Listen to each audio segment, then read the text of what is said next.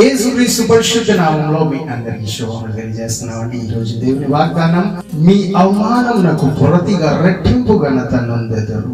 యెషయా గ్రంథము 61వ అధ్యాయం 7వ వచనం.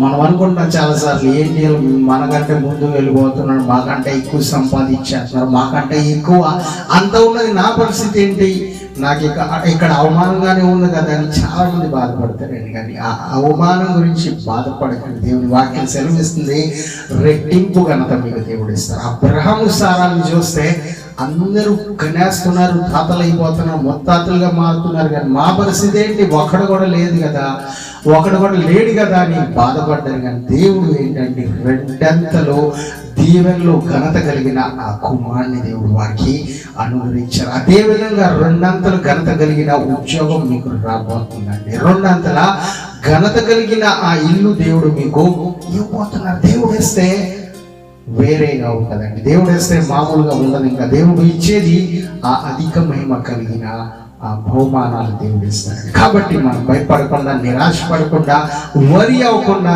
దేవుడు ఇచ్చే వారి గురించి ఎదురు చూస్తూ నమ్మకంగా ఆయన మహిమపరుస్తూ ఉంటే దేవుడు ఖచ్చితంగా ఇస్తాడు. దేవుడు మిమ్మల్ని అందరినీ దీవించును గాక. ఆమేన్.